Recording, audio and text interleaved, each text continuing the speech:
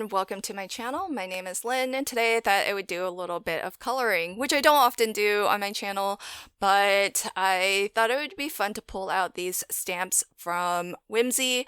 I picked up a bunch of these polka dot pals in this collection, and these are fun. So some of the stamp sets have a character. Mostly there are girls, but there are some boys too. And for the most part, if you look at the face, that's what it looks like. It doesn't have a nose. It doesn't have a mouth. It's got just little dots for eyes. And that's it.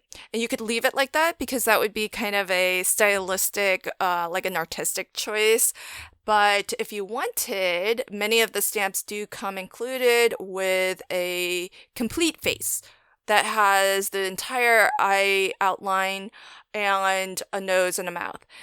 And what's even cooler is that you can get a separate, I think it's a 4x6 stamp set that has only faces.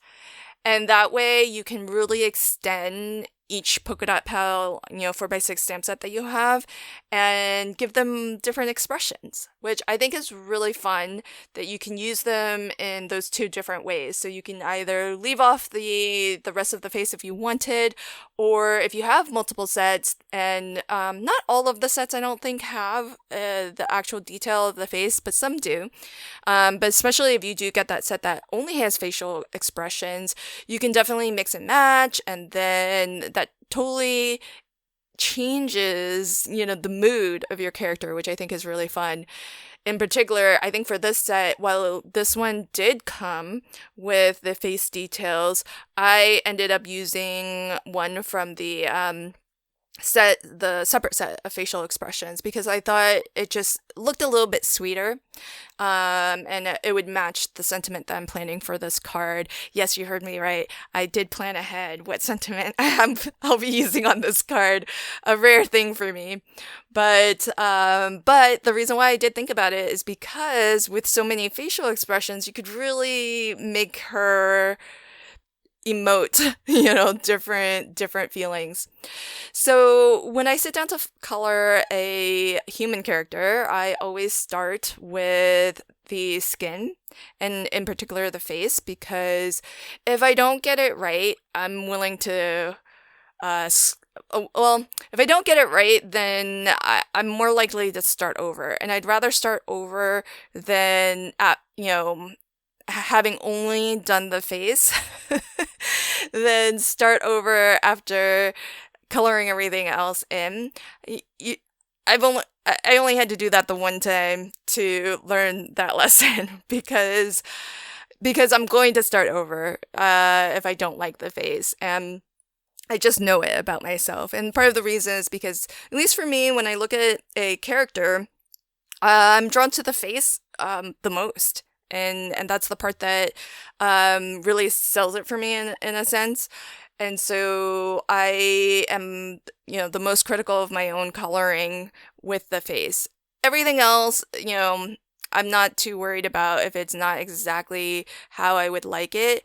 But the face, if I don't like it, I don't have to love it, but if I don't like it, I'm definitely gonna start over. So I'd much rather start over if that's the only thing that I've started coloring. And so what I'm gonna do is pause for a moment because I want to figure out what pattern papers I'm going to use for the rest of my card.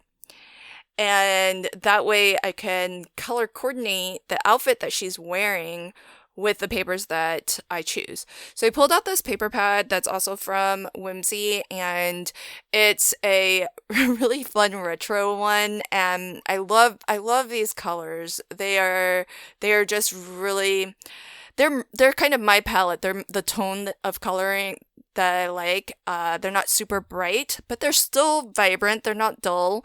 So I think they are really balanced in that way. And I'm actually working on a Kendra's Card Challenge sketch, and it's sketch number 12. What I'm doing is adapting it though for a 4x6 card because I have a bunch of pre-made card bases already that I want to use up. And so I'm trying to figure out, how do I adapt this and use, the papers that I've chosen and make it work, for what I want to do.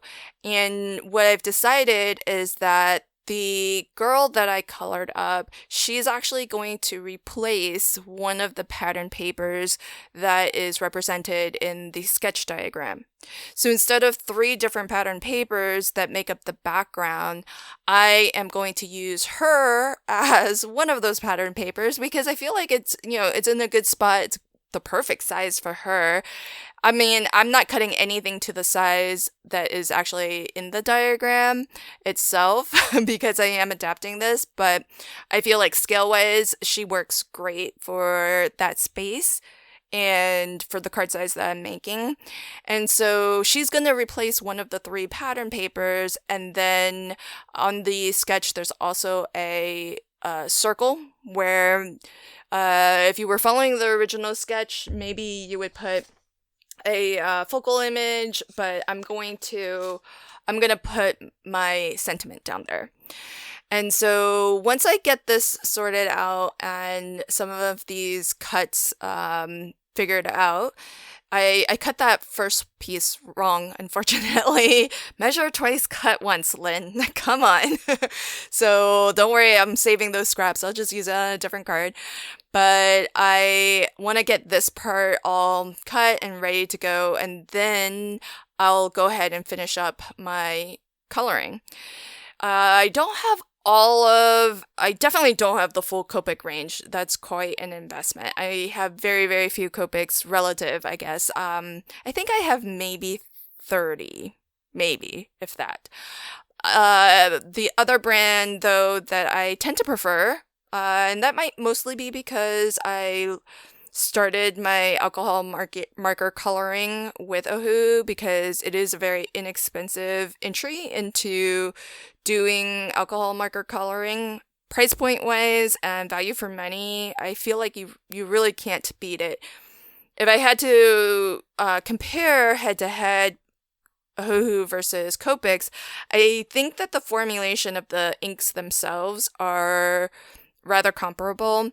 I would say that the brush nib on the Copic is better than the brush nib on the Ohuhu markers. So I'll grant that there is some quality difference between the two, but probably not enough to justify the price difference. So I have a much wider array of Ohuhu markers, but honestly, it's so weird because I feel like with Ohuhu, because of how they sold their bundles originally, it was very hard to get like the right 3 color blend, light, mid, dark for what was included in their sets. And so it seemed a little bit more kind of, well, let's throw in some purples and let's throw in some blues and whatnot, as opposed to, well, here are some 3 color combos and, how you would use them to color and whatnot. And so I kind of felt like I had to keep on getting more sets and expanding the number of markers that I have in my collection now, which is now, I think I have 240. And that's just too many markers to have. I'll never use all of the colors. So I kind of wish, like with Olos, I feel like they are being a little bit more intentional because when they release new colors, I think they're releasing them as a set of 3. And so I think when you buy them as a bundle, you buy like a colorway. So I feel like that approach, I would have really liked with Ohuhu's, because I feel like you can do probably quite a lot with maybe 30 to 50 markers, but that's if they have the, those 3 color blends, which if you know how to mix your colors, maybe you don't really need that. But for me, it helps to have those blends so that it is easier to get the results that I'm hoping to get with my own coloring. And everybody has different goals with their coloring. I do get asked sometimes about, coloring light to dark, dark to light, and as you can see, I'm starting in on the hair now, and I am, so I feel like it really depends on the brand marker that you're using. I do think makes a difference. And I also think that with hair, for example, curly hair especially, I find it really helpful to color in the lightest color all the way first. But still in sections at a time. I'm approaching it one section at a time.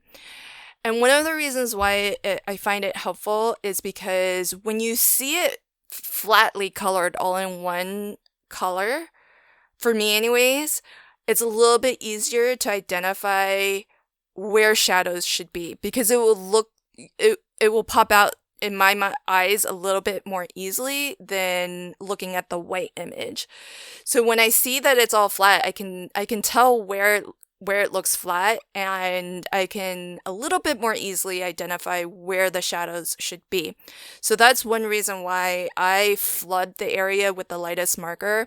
But I found that with some brand markers, they blend better if you do flood the area with your lightest color first. And the reason for that is because you're saturating the paper with some of that alcohol marker solution. And then when you go back in and you start coloring dark to light, light to dark, however you prefer, there's already some alcohol marker in or solution in there. And so the pigment that you're laying down doesn't kind of immediately soak into and sort of dye the paper fibers. Essentially, it's going into paper that's already got some of that solution in it, and so the pigment then disperses more as opposed to locking into the paper fibers. So that's why it tends to blend a little bit more, but that's also why it tends to kind of bleach out your colors more. I tend to color, especially when I'm using Copics and Ohuhus, I tend to color dark to light just straight on the white paper. But for areas where I have a little bit harder of a time identifying where shadows are, for areas where I really, really want a smooth blend, like the face, I'll go in with my lightest color first, and then I go back and then start from dark to light.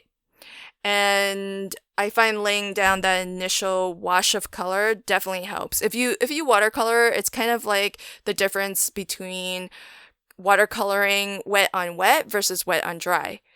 If you go wet on dry, when you put down your wet watercolor onto a dry paper, the fibers start to just grab it, and then it doesn't quite move as much.